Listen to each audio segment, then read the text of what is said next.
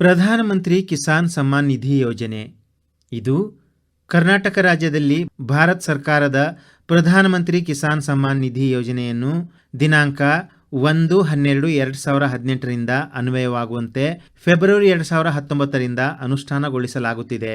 ಸಾಗುವಳಿ ಭೂಮಿ ಹೊಂದಿರುವ 1-2-2019 ಸ್ವಾಧೀನದಲ್ಲಿರುವ ಭೂದಾಖಲೆಯಲ್ಲಿ ಹೆಸರು ಇರುವ ಎಲ್ಲ ಅರ್ಹ ರೈತ ಕುಟುಂಬಕ್ಕೆ ಒಂದು ಕುಟುಂಬ ಎಂದರೆ ಗಂಡ, ಹೆಂಡತಿ ಮತ್ತು ಅಪ್ರಾಪ್ತ ಮಕ್ಕಳು. ಕೃಷಿ ಚಟುವಟಿಕೆಯಲ್ಲಿ ಉತ್ತಮ ಪರಿಕರಗಳನ್ನು ಬಳಸಿ ಬೆಳೆಗಳ ಆರೋಗ್ಯ ನಿರ್ವಹಣೆ ಹಾಗೂ ಹೆಚ್ಚಿನ ಇಳುವರಿ ಪಡೆದು ನಿರೀಕ್ಷಿತ ಆದಾಯ ಗಳಿಸಲು ನೆರವಾಗಲು ವಾರ್ಷಿಕ ರೂಪಾಯಿ 6,000ಗಳ ಆರ್ಥಿಕ ನೆರವನ್ನು ನೀಡಲಾಗುತ್ತಿದೆ. ಸದರಿ ಅನುದಾನವನ್ನು ರೂಪಾಯಿ 2,000ಗಳಂತೆ 3 ಕಂತುಗಳಲ್ಲಿ 4 ತಿಂಗಳಿಗೊಮ್ಮೆ ನೀಡಲಾಗುವುದು.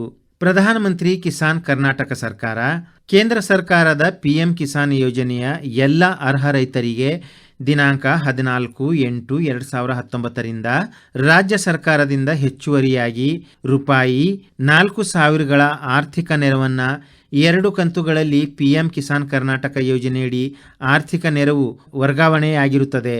ಆದರೆ 2023-24 ಸಾಲಿನ ಪರಿಷ್ಕೃತ ಆಯವ್ಯಯದಲ್ಲಿ ರಾಜ್ಯ ಸರ್ಕಾರವು PM ಕಿಸಾನ್ ಕರ್ನಾಟಕ ಯೋಜನೆಯಡಿ ಅನುದಾನ ನಿಗದಿಪಡಿಸಿರುವುದಿಲ್ಲ.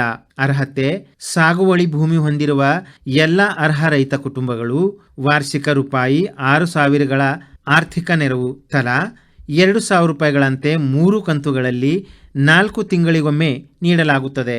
ಇನ್ನು ಯಾರೆಲ್ಲ ಈ ಯೋಜನೆಯ ಲಾಭ ಪಡೆಯುವುದಿಲ್ಲವೆಂದರೆ ಭೂಮಿ ಹೊಂದಿರುವ ಸಂಘ ಅಥವಾ ಸಂಸ್ಥೆಗಳು, ಮಾಜಿ ಮತ್ತು ಹಾಲಿ ಸಾಂವಿಧಾನಿಕ ಹುದ್ದೆಗಳಲ್ಲಿ ಕುಟುಂಬ ಸದಸ್ಯರು ಇದ್ದಲ್ಲಿ, ಕುಟುಂಬ ಸದಸ್ಯರು ಮಾಜಿ ಮತ್ತು ಹಾಲಿ ಸಚಿವರು, ರಾಜ್ಯ ಸಚಿವರು, ರಾಜ್ಯ ವಿಧಾನಸಭೆ ವಿಧಾನ ಪರಿಷತ್ತಿನ ಸದಸ್ಯರು, ನಗರಸಭೆ ಅಧ್ಯಕ್ಷರು, ಪುರಸಭೆ ಅಧ್ಯಕ್ಷರು, ಜಿಲ್ಲಾ ಪಂಚಾಯಿತಿ ಅಧ್ಯಕ್ಷರು, ಕುಟುಂಬ ಸದಸ್ಯರು ನಿವೃತ್ತಿ ಇಲ್ಲವೇ ಹಾಲಿ ಸೇವೆಯಲ್ಲಿರುವ ಕೇಂದ್ರ ರಾಜ್ಯ ಸರ್ಕಾರಗಳ ಸಚಿವಾಲಯ ಕಚೇರಿ, ಇಲಾಖೆ, ಕ್ಷೇತ್ರ ಕಚೇರಿಗಳು, ಕೇಂದ್ರ ರಾಜ್ಯ ಸರ್ಕಾರಿ ಸ್ವಾಮ್ಯದ ಸಂಸ್ಥೆಗಳು, ಅಂಗಸಂಸ್ಥೆಗಳು, ಸ್ವಾಯತ್ತ ಸಂಸ್ಥೆಗಳು ಅಧಿಕಾರಿಗಳು ಹಾಗೂ ನೌಕರರು, ಸ್ಥಳೀಯ ಸಂಸ್ಥೆಗಳ ಖಾಯಂ ನೌಕರರು, ಗ್ರೂಪ್ ಡಿ 4ನೇ ವರ್ಗ, ಮಲ್ಟಿ ಟಾಸ್ಕಿಂಗ್ ಸ್ಟಾಫ್ ಹೊರತುಪಡಿಸಿ ಇದಕ್ಕೆ ಅರ್ಹರಿರುತ್ತಾರೆ.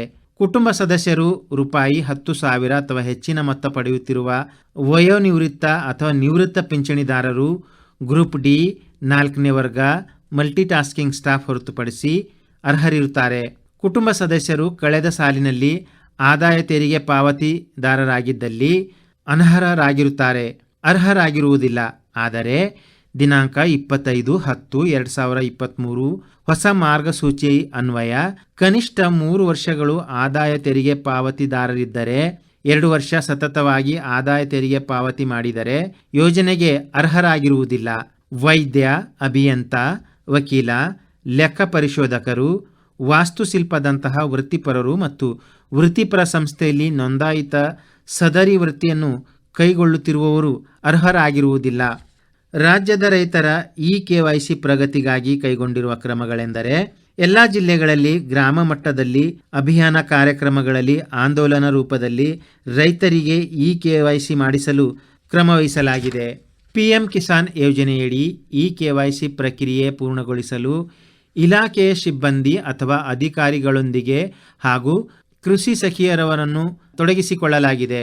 ಹೆಚ್ಚಿನ ಪ್ರಚಾರಕ್ಕಾಗಿ ಸ್ಥಳೀಯ ದಿನಪತ್ರಿಕೆಗಳಲ್ಲಿ, ದೂರದರ್ಶನ ಹಾಗೂ ಆಕಾಶವಾಣಿ ಮಾಧ್ಯಮಗಳಲ್ಲಿ ರೈತರಿಗೆ KYC ಮಾಡಿಸಲು ಮಾಹಿತಿ ನೀಡಲಾಗುತ್ತದೆ. KYC ಮಾಡಿಸಲು ಬಾಕಿ ಇರುವ ಫಲಾನುಭವಿಗಳ ಪಟ್ಟಿಯನ್ನು ಗ್ರಾಮಗಳಲ್ಲಿ ಪ್ರದರ್ಶಿಸಲು ಕ್ರಮವಹಿಸಲಾಗಿರುತ್ತದೆ. ರೈತರ ಮೊಬೈಲ್ಗಳಿಗೆ ಗ್ರೂಪ್ ಕಾಲ್, SMS ಮೂಲಕ KYC ಮಾಡಿಸಲು ಮಾಹಿತಿ ನೀಡಲಾಗುತ್ತದೆ. ಹೆಚ್ಚಿನ ಪ್ರಚಾರಕ್ಕಾಗಿ ಸಂಚಾರಿ ಶಸ್ತ್ರಚಿಕಿತ್ಸಾ ವಾಹನಗಳಲ್ಲಿ ಗ್ರಾಮಗಳಿಗೆ ಸಿಬ್ಬಂದಿ ಖುದ್ದಾಗಿ ಭೇಟಿ ನೀಡಿ ರೈತರಿಗೆ KYC ಮಾಡಿಸಲು ಮಾಹಿತಿ ನೀಡಲಾಗಿರುತ್ತದೆ. CSC ಕೇಂದ್ರಗಳ ನೋಡಲ್ ಅಧಿಕಾರಿಗಳ ಸಹಯೋಗದೊಂದಿಗೆ KYC ಬಾಕಿ ಇರುವ ರೈತರನ್ನು ಮಾಡಿಸಲು ಕ್ರಮವಹಿಸಲು ತಿಳಿಸಲಾಗಿರುತ್ತದೆ. IPPB ಅಧಿಕಾರಿಗಳಿಗೆ ರೈತರ ಬ್ಯಾಂಕ್ ಖಾತೆಗಳಿಗೆ ಆಧಾರ ಜೋಡಣೆಯಾಗದಿರುವ ರೈತರ ಮಾಹಿತಿಯನ್ನು ಬಲ್ಕ್ SMS ಮೂಲಕ ಇಡಲಾಗಿರುತ್ತದೆ. ಜಿಲ್ಲಾಧಿಕಾರಿಗಳಿಗೆ ರೈತರಿಗೆ ಇ ಕೆವೈಸಿ ಮಾಡಿಸಲು ಕೃಷಿ ಇಲಾಖೆಯ ಜೊತೆಗೆ ಕಂದಾಯ ಇಲಾಖೆ, ಗ್ರಾಮೀಣಾಭಿವೃದ್ಧಿ ಮತ್ತು ಪಂಚಾಯತ್ ರಾಜ್ ಇಲಾಖೆಯ ಅಧಿಕಾರಿಗಳಿಗೆ ವಿಶೇಷ ಸೂಚನೆ ನೀಡುವಂತೆ ಮನವಿ ಮಾಡಲಾಗಿದೆ. ಇ ಕೆವೈಸಿ ಪ್ರಕ್ರಿಯೆಯಲ್ಲಿ ನಾನ್ ಟ್ರೇಸಿಯೇಬಲ್ ಅಥವಾ ಮರಣ ಹೊಂದಿರುವ ಫಲಾನುಭವಿಗಳು ಕಂಡುಬಂದಲ್ಲಿ ಇಂತಹ ಫಲಾನುಭವಿಗಳ ಗ್ರಾಮಕ್ಕೆ ಭೇಟಿ ನೀಡಿ ಗ್ರಾಮ ಲೆಕ್ಕಾಧಿಕಾರಿಗಳ ಸಹಯೋಗದೊಂದಿಗೆ ಮಹಜರ್ ಅಥವಾ ಮರಣ ವರದಿಯನ್ನ ಮಾಡಿಸಲು ತಿಳಿಸಲಾಗಿದೆ. ಹೆಚ್ಚಿನ ಒಂದು ಮಾಹಿತಿಗಾಗಿ ಹತ್ತಿರದ ರೈತ ಸಂಪರ್ಕ ಕೇಂದ್ರ ಇಲ್ಲವೇ ಗ್ರಾಮ 1 ಇಲ್ಲವೇ ಕಾಮನ್ ಕಂಪ್ಯೂಟರ್ ಸೆಂಟರ್ ಈ ಒಂದು ಕೇಂದ್ರಗಳಿಗೆ ಭೇಟಿ ನೀಡಬೇಕು.